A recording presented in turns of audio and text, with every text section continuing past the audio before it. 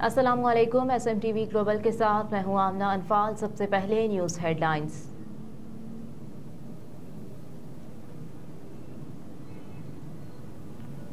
Parking कवानीन की खिलाफ वर्जी करने वाले बिल्डिंग मालिकान के खिलाफ कार्रवाई का फैसला।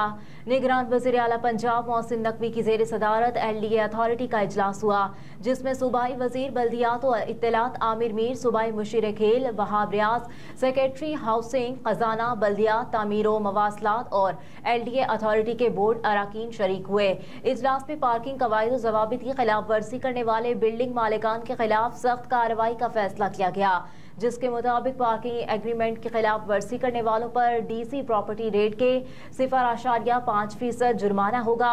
मुकर्ररा मुद्दत के अंदर पार्किंग न खोलने वाले बिल्डिंग मालिकान को 10,000 रुपए फी कनाल जुर्माना होगा। निगरान वज़ीर आला ने पार्किंग एग्रीमेंट के निफाज को यकीनी बनाने के लिए LDA बिल्डिंग एंड जोनिंग कवायद व ज़वाबित में तरामीम की मंजूरी भी दे दी।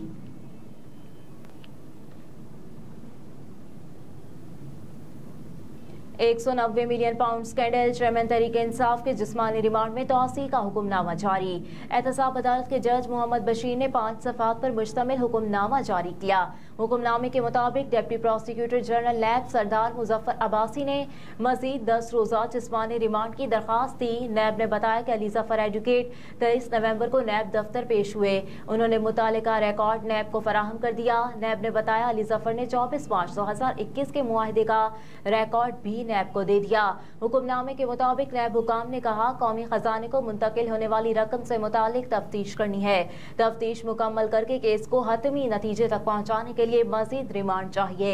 एहतसाब अदालत की तरफ से जारी होने वाले हुक्मनामे में कहा गया कि वकला सफाई ने मजीद रिमांड की मुखालिफत की और 2 लेटर पेश किए। एक लेटर 6 नवंबर 2019 का मशरिक बैंक से मुतालिक है। वकला ने कहा कि चेयरमैन PTI का रकम मुंतकली से कोई सरोकार नहीं।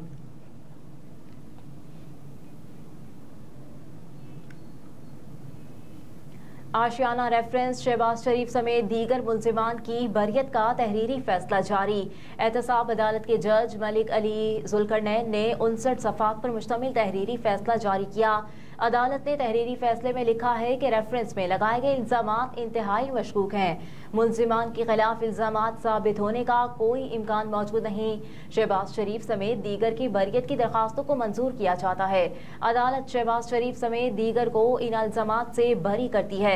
अदालती फैसले में कहा गया है कि अहद खान चीमा ने चेयरमैन नैब को जुलाई 2022 में री इन्वेस्टिगेशन की दरखास्त दी। सप्लीमेंट्री रिपोर्ट के मुताबिक इस प्रोजेक्ट में हुकूमती खजाने को नुकसान नहीं पहुंचा। किसी भी मुल्जिम के खिलाफ इल्जामात साबित नहीं हुए।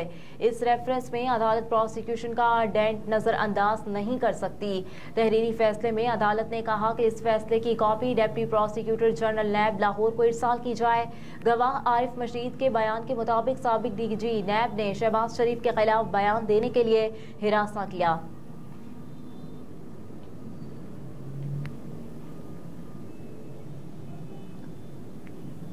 साबिक स्पीकर कौमी असम्बली असद कैसर ने कहा कि इंतखाबात के लिए जो माहौल बनाया गया है वो किसी तौर पर भी फ्री एंड फेयर नहीं है। साबिक स्पीकर कौमी असम्बली असद कैसर को तबीयत नासाजी के सबब इंसदादी दहशतगर्दी अदालत में पेशी से पहले उनका DHQ अस्पताल चारसदा में तिब्बी मुआयना कराया गया। डॉक्टर्स के मुताबिक असद कैसर के गले और सीने में मामूली तकलीफ है। इस मौके पर असद कैसर ने कहा कि इंतखाबात के लिए जो माहौल बनाया गया है ये किसी तौर पर भी फ्री एंड फेयर नहीं। हम पर सिलेक्टेड का इल्जाम लगाने वाली ऑपोजिशन आज खुद सिलेक्टेड प्लस बन गई। साबिक स्पीकर ने कहा कि इस माहौल में अगर इंतखाबात हुए तो कोई इसे तस्लीम नहीं करेगा। PTI के खिलाफ सारा जुल्म जबर नवाज शरीफ और मुस्लिम लीग नून का रही है। मजीद कहा कि नवाज शरीफ को वजीर आज़म बनाना है तो इंतखाबात की कोई जरूरत नहीं।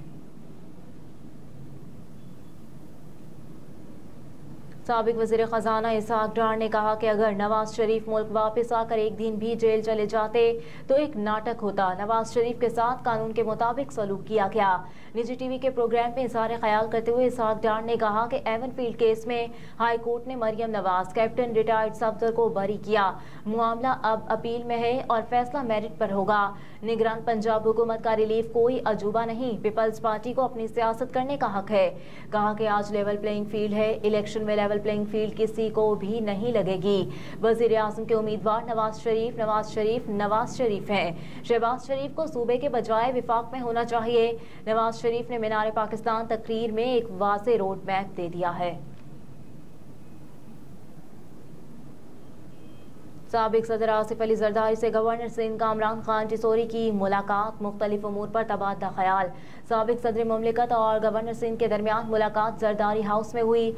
इस मौके पर सलीम मांडीवाला, मलिक गोरगेज, सरफराज ढोमकी और दीगर पार्टी रहनुमा भी मौजूद थे। आसिफ अली जरदारी और गवर्नर सिंध कामरान खान टिसोरी के दरमियान मुलाकात के दौरान सिंध के मुख्तलिफ उमूर और मुल्क की मजमूई सूरत हाल के हवाले से तबादला ख्याल हुआ। पहली पाकिस्तानी खातून फाइटर पायलट मरियम मुख्तियार की आज 8वीं बरसी मनाई जा रही है। मरियम मुख्तियार 18 मई 1992 को कराची में पैदा हुई। उन्होंने इंटरमीडिएट का इम्तिहान आर्मी पब्लिक स्कूल और कॉलेज मलीर कैंट से पास किया। मरियम ने फुटबॉल की बेहतरीन खिलाड़ी होने की वजह से नेशनल विमेन फुटबॉल चैंपियनशिप में बलूचिस्तान यूनाइटेड की नुमाइंदगी भी की।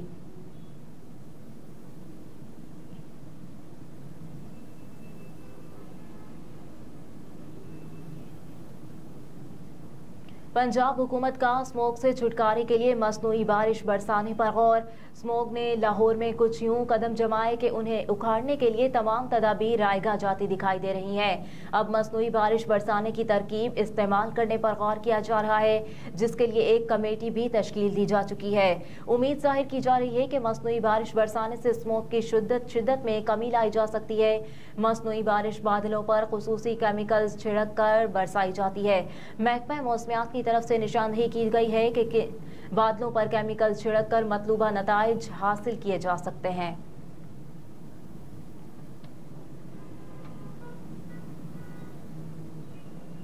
दौरा ऑस्ट्रेलिया के लिए ट्रेनिंग कैंप का आगाज, धानी अनफिट करार। पाकिस्तान टेस्ट स्क्वाड ने पिंडी क्रिकेट स्टेडियम में कैंप के पहले रोज ट्रेनिंग का आगाज कर दिया। इस मौके पर सरफराज अहमद की जानिब से विकेट कीपिंग और स्लिप फील्डिंग की प्रैक्टिस की गई। पाकिस्तान टेस्ट स्क्वाड ने दोपहर 2 बजे तक पिंडी स्टेडियम में प्रैक्टिस की, जबकि कौमी टीम आइंदा दिनों में प्रैक्टिस का अमल जारी रखेगी। पीसीबी ने पाकिस्तान क्रिकेट टीम के पिंडी में होने वाले तरबियती कैंप में 3 बॉलर्स बशमूल समीन गुल, अली शफीक और मोहम्मद अली को शामिल कर लिया। फास्ट बॉलर शाहनवाज धानी बॉलिंग के लिए फिट नहीं है, लिहाजा उन्हें रिहैब के लिए नेशनल क्रिकेट अकेडमी लाहौर भेजने का फैसला किया गया है।